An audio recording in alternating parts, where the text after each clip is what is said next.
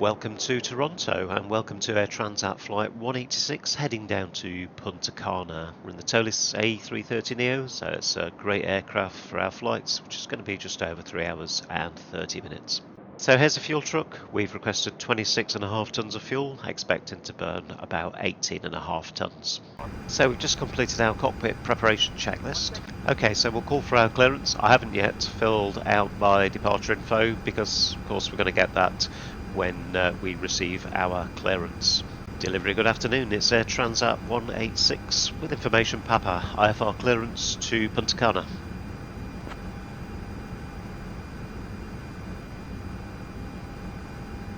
Clearance on request, you're number 1. So we are number 1, and I wouldn't expect to be anything less than number 1. Air Transat 186 cleared to Punta Cana via the Rigas 5 departure. Radar vectors Murno then is filed. Departure runway 23, initial climb to 5,000 feet. Departure on 124.475, squawk 4223. Cleared to Punta Cana via the Rigas 5 departure. Radar vectors to Murno then is filed. Departure runway 23. Initial climb to 5,000 feet, departures on 124.475, squawk 4223, Air Transat 186. Air Transat 186, read back correct. Contact ground on 119.1. Ground on 119.1, Air Transat 186, thanks, good evening.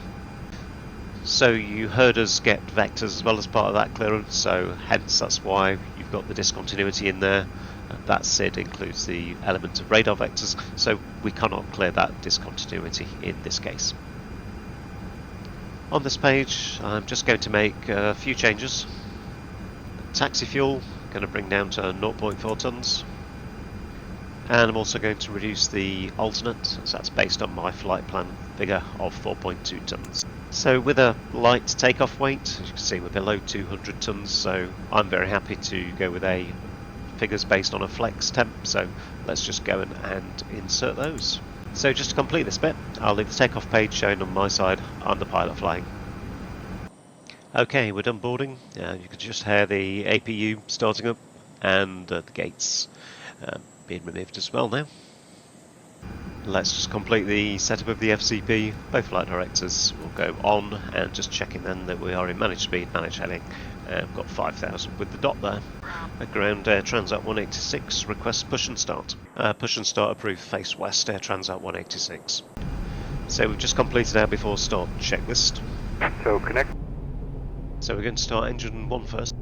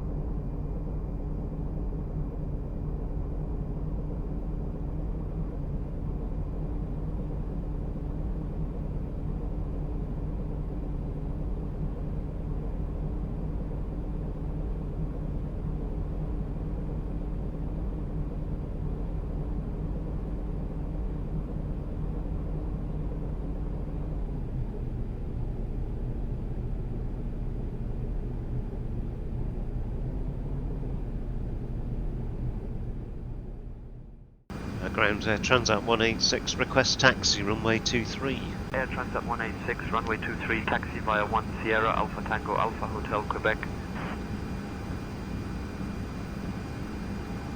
Runway 23 via 1 Sierra Alpha Tango Alpha Hotel Quebec, Transat 186. Let's go. Let's start engine 2.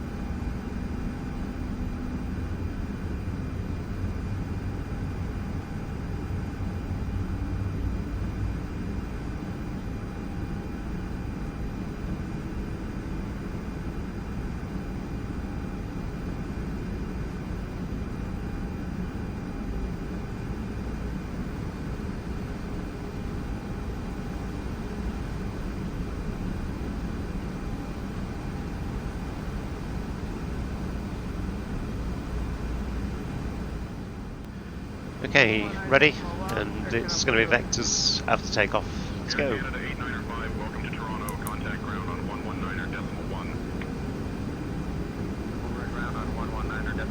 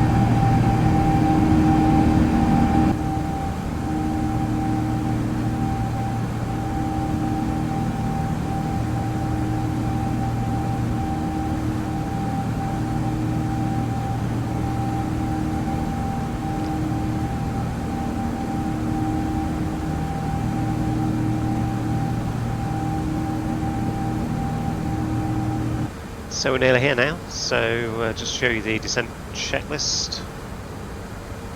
We've done the briefing, water brake will be low, and the perf page has been completed. Note that we're going to be using config 3. And we can do the approach checklist then, so altimeter is 1015, set check both sides.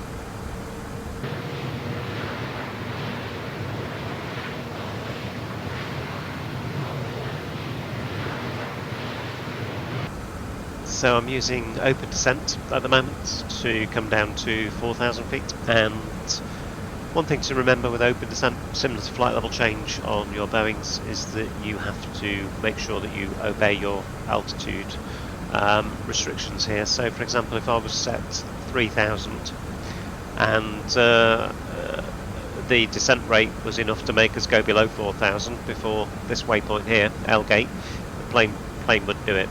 Whereas if we remained in nav, it would be a different story. It would just hold us at 4,000 until it crossed, and then it would carry on down.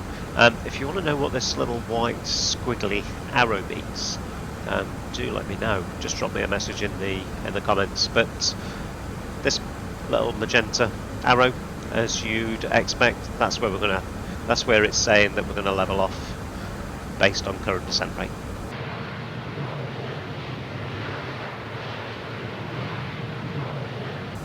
Just a little reminder for you here, just looking at the progress page. See at the moment where it's titled descent. So once the approach phase becomes active, that will actually change at the top to say approach as well.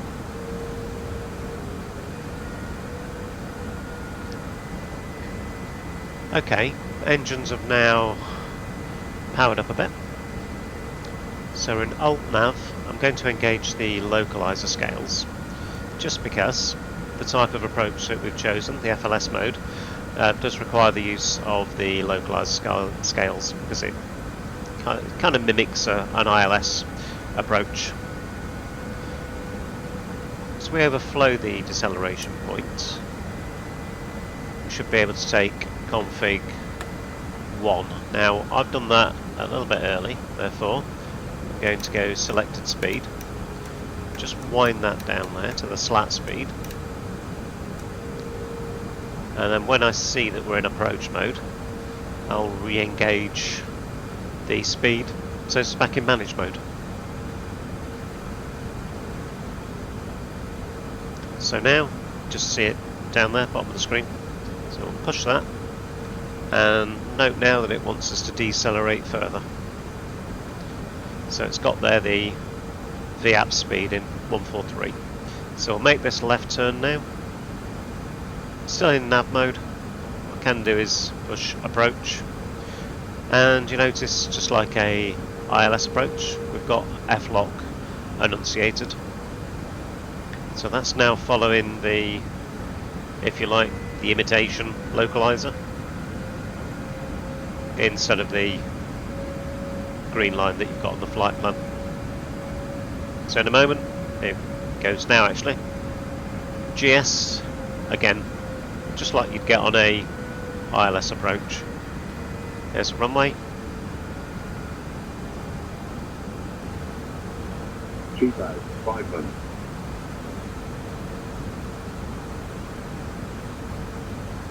You can see how the speed's creeping away. We've got 7 miles to go, so let's put the danglies down.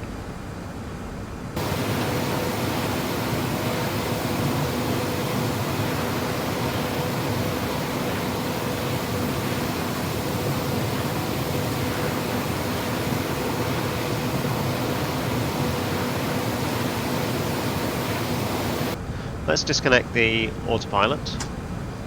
The pilot's disconnected, and the landing checklist was done.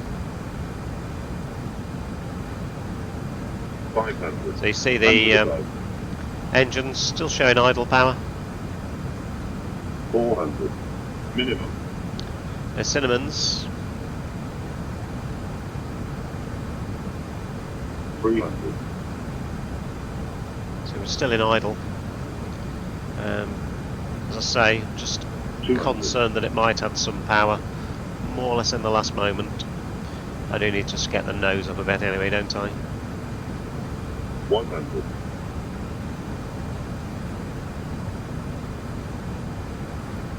50. 40. 30. 20. Retard. 10. 5. Retard. Retard.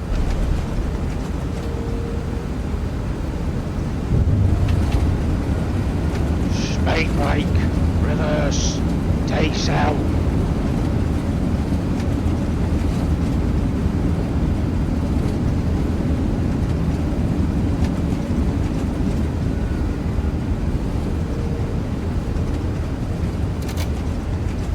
So I've just selected either reverse and then no reverse, so we'll let the auto brake just carry on doing its thing. 30 knots.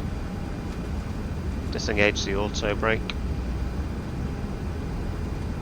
So 3 hours and 35 minutes to get here. Let's clean her up.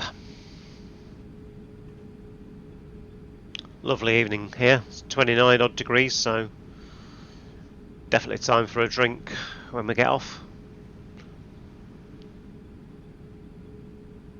Thank you for viewing, and thank you for joining me on our flight today. It's Air Transat 186 from Toronto down to Punta Cana.